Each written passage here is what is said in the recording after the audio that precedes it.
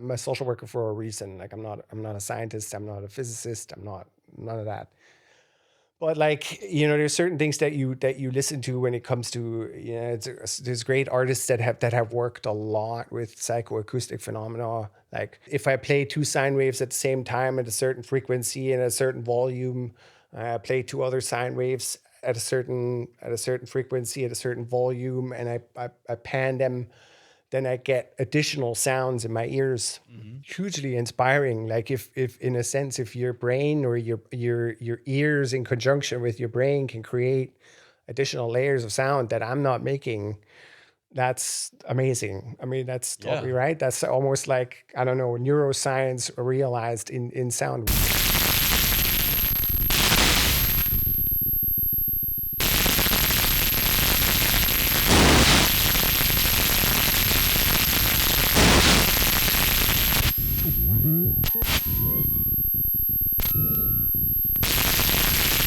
Hello and welcome to White Centipede Noise Podcast, where we give language to noise. I'm Oscar Brummel, and today my guest is KM Toepfer, a German artist based in Canada whose work explores the boundaries of harsh sound through both hardware and software synthesis. He has released work on White Centipede Noise, Absurd Exposition, and his own imprint Lead Lozenges, among others. During his visit to WCN Studios, he also played an in-studio set here, which you can watch now on Patreon. This is part 1 of the episode with Mike. The full 1.5-hour episode is on Patreon, along with our entire archive of full-length episodes, exclusive WCN TV content, and much more. If you'd like to support White Centipede Noise Podcast and get more from it, visit patreon.com/White Centipede Noise.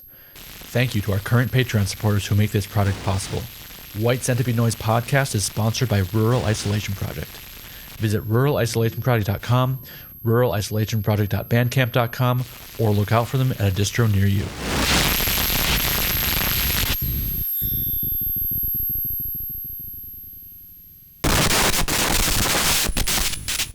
Mike, hello and welcome. Hello, thanks for having me. Welcome to WCN Studios. Good to be here.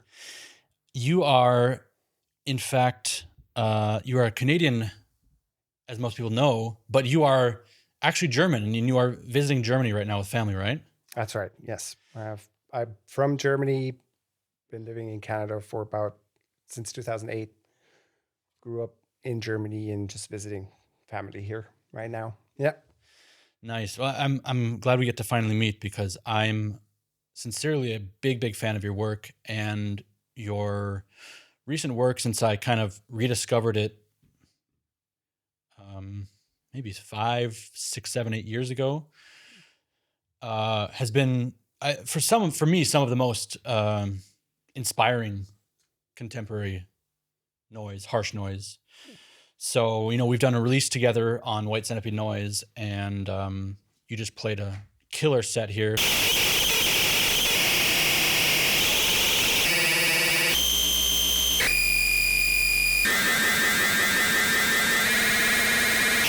So I'm really happy to finally get to talk to you about what you do, how you do it, and just to meet, since we've been in contact for quite a long time. You did a tape on Absurd Exposition called Undercut. Yes. And I'm really terrible with dates. I didn't write it down, but I don't know what year that was, but I would say 2018 That's a very good question. or 19. Yeah, 18 sounds about right. Yeah. And that was the one that I heard after, knowing your work as Potier.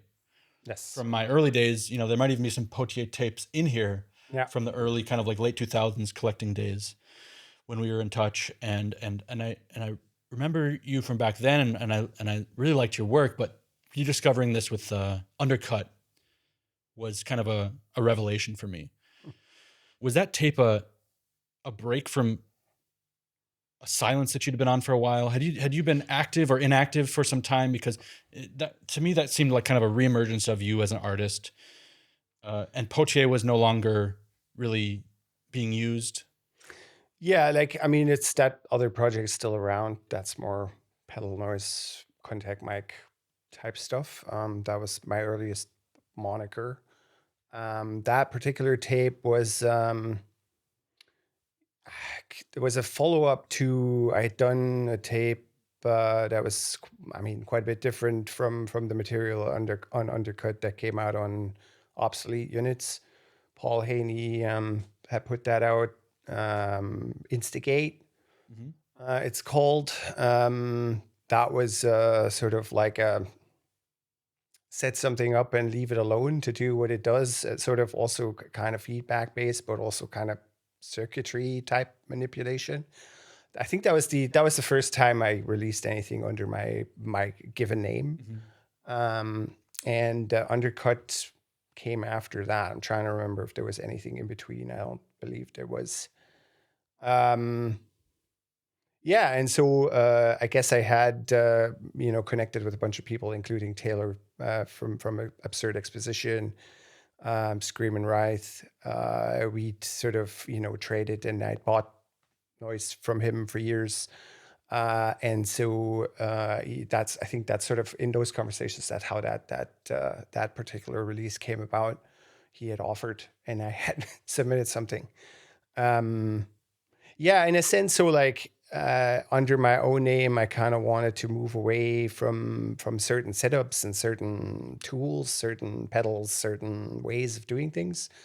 And I had sort of scraped together some other gear, kind of doing things a bit more like differently, maybe even going for some more like cleaner type signals.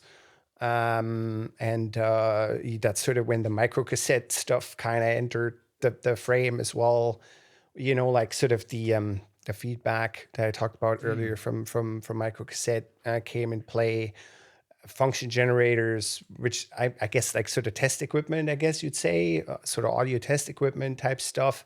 Sine wave generators, other whatever waveform generators, that kind of stuff. And then my setup kind of changed, and my approach sort of changed to make it something else, because it was kind of tiring of contact mics and sort of home built devices out of metal and plastic and metal and chains and wood. Right. different things that I was using before, and I'm still using some of that stuff. Whereas Portier is still, technically still going, but it's more rare now that I work with those setups. What was it that made you kind of tiring of those setups? I think, like, I sort of felt like there's a limited array of sounds you can get from a contact microphone and a couple of distortion pedals or delay or whatever would have you. And I think that sort of it kind of, in a way, it had run its course. There was those. I had sort of built the little devices that I slapped my contact mics on for a longest time, and I was tiring of them. They were clogging up my space, and working, not working, contact mics falling apart, pedals falling apart, and so I just figured I needed a new sort of a different approach, right? So we sort of have two different projects, I guess, two different still noise, because I wanted to continue making noise, but I wanted to kind of push it in a bit of a different direction. More organized, less chaotic, maybe, I guess you'd say, more refined in a sense, less sort of like that sort of what your typical banging on sheet metal does. Yeah. And so I just wanted to challenge myself to just try and do something different. Sound different. This idea of different sounds in harsh noise is something I think about a lot, and I try to articulate and try to explore in some way. But that's what appealed to me so much about this Undercut tape, is that I do feel like the palette and the the discography of sounds that can be made from these things like contact mics and analog distortion pedals and even overdrives or whatever, it's limited. And I feel like there's a lot more out there that would still fall under the intent of noise and harsh noise. I mean, if we want to talk about harsh noise as an idea, not necessarily a genre, but like an idea and a focus. Right. Like, I feel like I've always felt like, I think maybe it was with their tape that I started to realize there are different sounds out there that aren't really scratched. The surface isn't really scratched adequately, and they belong to the canon. And it's not just glitchy sounds or something like that. Like, but they have this new sort of fat, clean, clinical feel to them. And you talked about generators, sound generators, test equipment, functions. What type of things were we hearing there? You just played with a laptop here, but you told me this. You're fairly new to laptop, Yeah, or that's not really what you've been doing with your recent work. And I think that's very important to note and very interesting. right. Is that you've been using these very extreme, clean tones and textures that are somehow otherwise generated. So can you tell me about how you're doing things just generally? So when I, like I said, so undercut tape, I think in particular is a good example of that. Like I said, so I had I think like Rolls is a company that makes those. There's a bunch of other companies that make sine wave generators Mm-hmm. or square wave generators, which is usually like a little box that puts out these different signals. Switch it on, dial in your frequency, and run it into something. I guess test equipment in a sense for speakers or for PA. I don't know, whatever people home stereo. I guess you could use it for that Mm-hmm. in a sense. And so I had a couple of those, and then I have I guess I don't, like all those online platforms like Alibaba and just, those kinds of things Mm-hmm. where you can buy cheap test equipment, I guess, in a sense from China for like, I don't know, $50. You get a plastic encased function generator that Mm-hmm. puts out a square wave and a, sawtooth wave and a sine wave and right? Or two signals at the same time, and then you just kind of sort of dial that in and you run each signal out. And then I was still using pedals. I was still using delays, or still using other means to sort of further process those sounds. I think what I stumbled across, what I've been telling a lot of people, is sort of like older rack mount gear. Mm-hmm.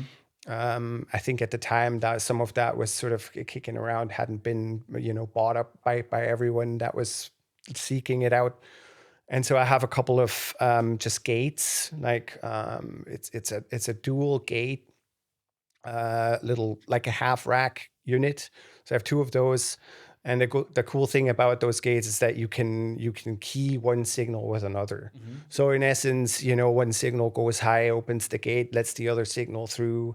So you know what I mean? So then on top of that, I was also using some I guess they were being sold as sex toys. But it's a little, it's battery operated. It puts out electricity. You can also use it for like you can attach massage pads Mm-hmm. for your muscles, Mm-hmm. like for Electric your shock kind of feet, thing? or yeah. So Yeah. like, but in essence, what it is it puts out a square wave. Mm. Puts out like a stuttering square wave, or and it'll stutter at different rhythmic intervals because it's supposed to like massage your Yeah. calves, or Yeah. your. So I was using that, and I was just buying cables that would fit them, and in essence, it just puts out a square wave. Yeah. So when I realized that, I was just playing around with stuff because I figured, well, that's what it must be. And so I just, would key different signals with different signals, white noise from a white noise generator, color it with a distortion, or color it with an EQ, run that through, have it be triggered by other signals, chop it up that way. And it was doing some interesting things, and I quite liked what I was hearing. And then, like I said, like I also like high frequencies. Mm-hmm. And so the microcassette stuff was kind of giving me that. Initially, I used a bunch of tape recordings as well, sort of field recordings with microcassette. Not on any releases, but I was just like toying around with stuff. And so with that feedback, you get tons of colors of sort of high pitched noise with the sort of direct manipulation, sort of from the current from your hand or from a press on the PCB. In a sense, you get different colors of sounds. It breaks up weirdly. I don't know. Then you get these sort of, on that particular tape undercut, there's a bunch of sort of what sounds like wolves howling. Mm-hmm. I guess it's been described at some point. So it just responds to your touch, or it's quite finicky, to find the right. So you play around with it long enough, you find those sounds. And yeah, I mean, it's I think, in a lot of ways, I that particular tape sort of sounds like dog whistle Mm-hmm. in some ways, and I don't know, that that's particularly appealing to the masses because we, noise heads like their crunch. Right. Um, I'm kind of trying to move away from too much crunch. Mm-hmm. Uh, I'm kind of crunched out. Yeah. So it's something different. And and then honestly, when you run this kind of test equipment, as cheap as it is, so it's not necessarily clean. It's not great for the applications that it's built for. Can't use it in a lab, but for noise purposes, it's great because it does weird things too, right? And you can, as you tweak the settings as you go along, you get interesting results. And then so that's basically what that tape's built around. Do you consider yourself a harsh noise artist? Do you consider yourself making harsh noise? Because again, this idea of intent that I'm thinking about. Obviously, sound art is a very vast field, and people have been doing sound art and using all sorts of methods and concepts to create abstract sound for many, many, many years now. It's not a new concept, but I do feel like there's a difference when people apply those methods with a certain intent and direct it to whatever harsh noise or whatever noise is and how it should be listened to. And is that something you consider yourself doing? Yeah, I mean, sure. For all intents and purposes, it's harsh noise. Like there's new genres get deployed and developed all the time. Broken noise. So I don't know. I mean, noise is noise in a sense for me. Abstract sound is abstract sound. Like I don't necessarily think in terms of music, and I don't necessarily think in terms of songs or things of that nature with what I do. Sure, harshness. That's I guess ultimately that's what it comes down to. Is that's sort of what it is. Yeah, I mean, now you could call it computer music, or you could call it whichever, sound art. Right, but I think So there's broader terms and there's more narrow terms. So yeah, I mean, like I don't necessarily want to adhere to one particular thing. There might be, I mean, I might record some drones. I might record some more ambient stuff. I've tried, there's people do drone day, things of that nature. I dabbled in that, played at a drone day kind of event. And so, broad is good. Yeah. Variety is good, and crunch is good where it belongs, but it's sort of, I just like to hear a variety of sounds generated with all kinds of tools, whichever tools people have.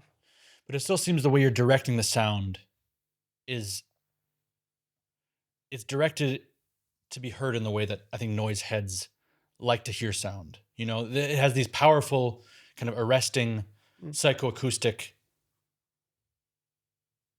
maybe, for a masochist, maybe pleasurable, these sounds that when you hear them, they kind of shut you down and kind of drill in your head in a certain way. Mm-hmm. And that seems to be the part of the intent. Yeah, I think, I sure, it's in a sense, it's unpleasant. For the broader public, for a very broad audience out there, noise, it means nothing. It's not accessible in any way, shape, or form. And so, even a tape music release that is quiet and sort of ambient will be off-putting to a certain listener. What is this? This is nonsense. Makes no, you know what I mean? There's no rhyme or reason to it. It's a field recording of a jackhammer and the wind. And so we're living on an island. Like noise heads live on an island that's relatively small, and people enjoy things that other people hate or can't stand or don't want to be exposed to. And so sure. Like I like to alienate people. I like to, challenge people to hear stuff that, you know what I mean? That is confusing or that is even painful. I mean, it's an interesting way of, I don't know, like overwhelming people's senses. Um, and then, maybe there's some kind of breakthrough there where people it opens up a new field discovery. What do you feel when you hear noise like yours, or either your own work or other extreme sound like this? What does it make you feel? Like I think it's sort of, it's a way it always was a way for me to kind of switch stuff off. Like it's sort of, if it's powerful enough or if it's in a live setting, um, you don't hear anything else. You don't really see anything else. You kind of get in the zone, I guess, for lack of a better term. It overpowers you in pleasant ways, in a sense, right? You feel it physically. If you hear it, you process it. Everyone processes it differently. People envision certain things when they hear it, right? And so it's a film, in a sense, that kind of goes down, and depending on how the set is structured or how the release is structured, it'll kind of takes you places. And but it also allows for just drowning out, other distractions, or just life stuff, where it's sort of like you dive into that, and you don't have to think about anything else for that moment. Ideally, Yeah.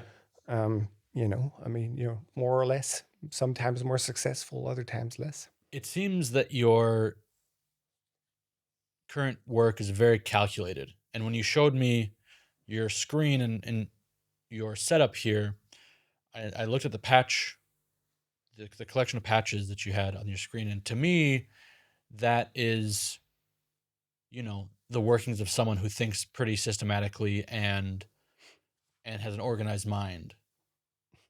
Hmm. Would you say that's accurate?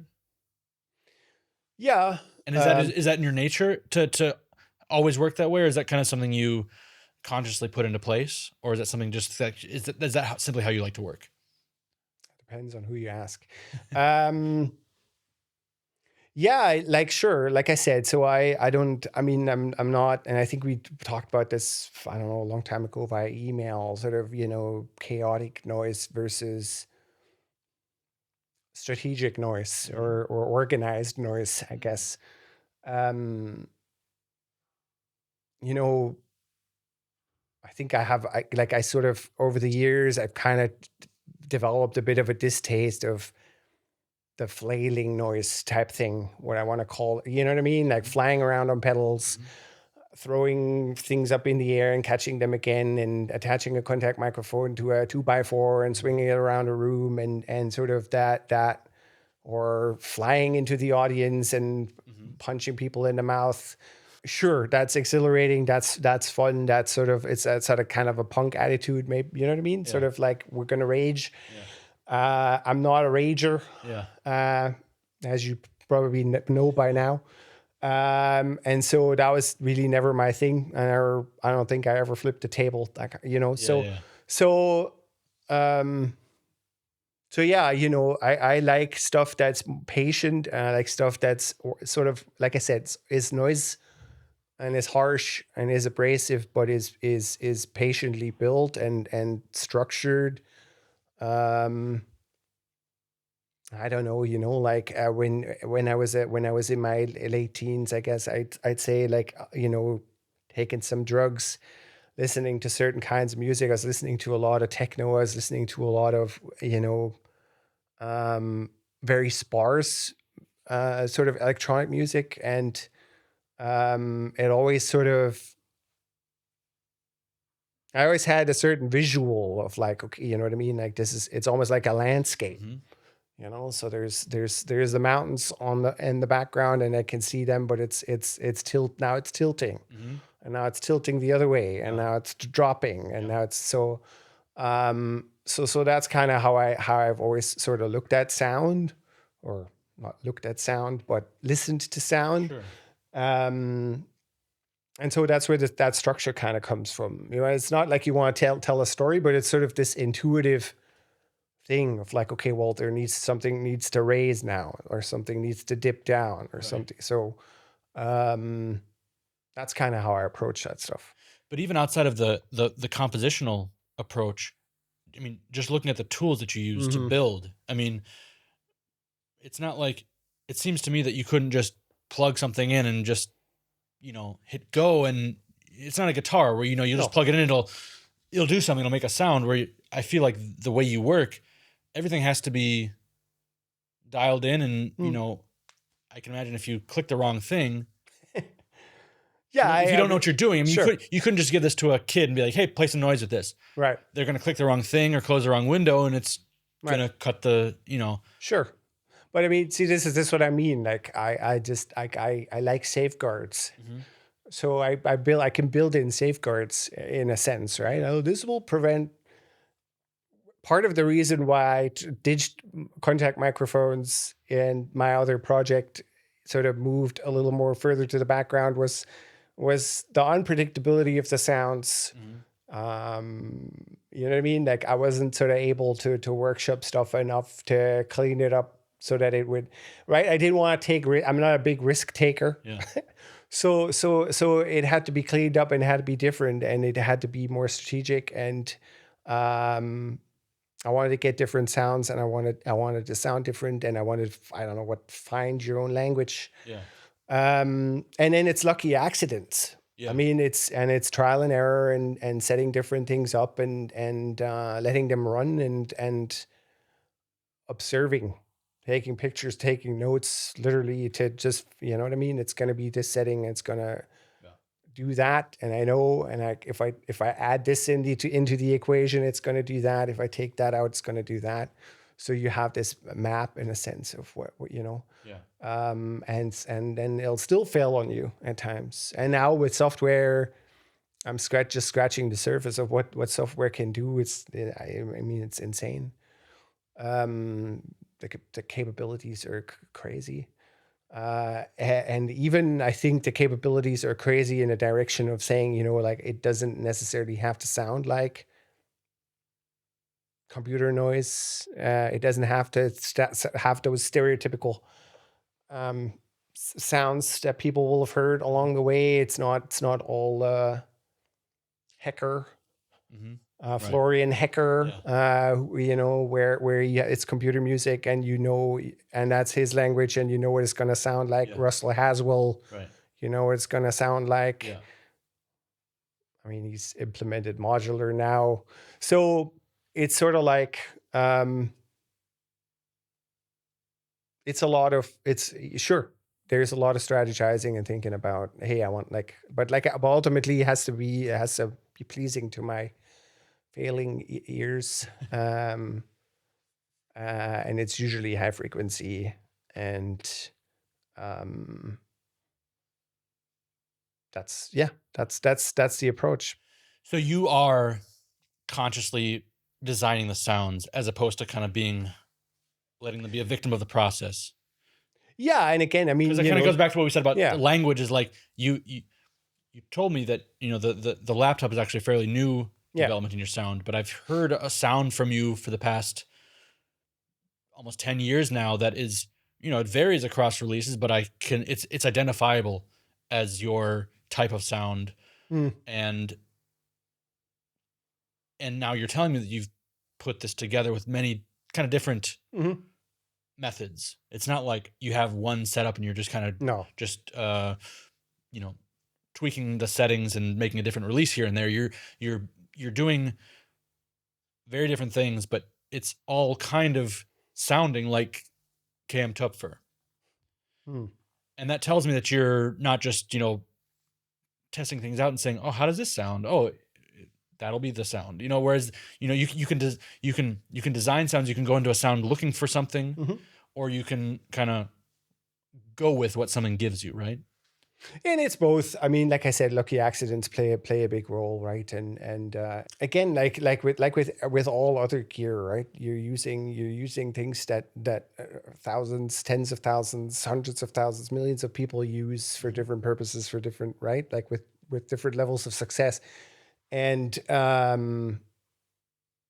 you play with the parameters, you copy bits and pieces, you see a patch online, you steal a chunk of a patch somewhere, right? Because it's open source. It's there for people to use. There's entire platforms where people share patches with each other. Or someone asks a question, how do you build this, or how do you build that? So you kind of work your way through that. You do some, you know what I mean? Like I think that's sort of the gift of the internet in that regard, where there's tons of tools and tons of resources that you can sort of immerse yourself in to learn new tricks, or you know what I mean? Learn new approaches, new tools. And then you try to use that intentionally for what you like. I don't know. I mean, I'm not a big fan of like, I think a lot of people have said that they have a certain sound in their head, and then they know exactly what that sound is that they want, and then they manipulate their gear in such a way that they're exactly replicating that sound that they're hearing in their head. I don't know that exists. I don't believe that. You'll approximate that, because if you were to really replicate it, I think it would be boring. Right. So you approximate it, and you wait for a happy accident, or you hammer on random buttons, or like in software or in modular synthesis where you're implementing randomness, or you're introducing randomness into the equation and see what that does. Yeah. If you like the random result, you stick with it, you let it run. Yeah. You memorize it. You write down the parameters, and then you save the file. You replicate that. Yeah. So I think there's a lot of that. Mm-hmm. Yeah. Here's a question from Patreon. I'm going to paraphrase a little bit, but one listener noted just how physical and visceral the sound tends to be. He cited Retrace No Steps as one of the releases where the sound really felt like drilling into his head on headphones, and I've definitely experienced that too. Drilling, kind of like it feels like a vacuum is created almost in the air. How intentional is this, and how do you approach these sort of psychoacoustic phenomenon, or effects in your sound? Right. Well, I guess I would say that this is the end of part 1 with Mike. The full conversation is over 1.5 hours long and available on Patreon. That's also where you'll find the entire archive of full-length episodes and much more exclusive noise content, supported directly by the people who make this product possible. If you want to hear the rest and help keep this podcast going, check out patreon.com/whitecentipedeNoise. Thank you.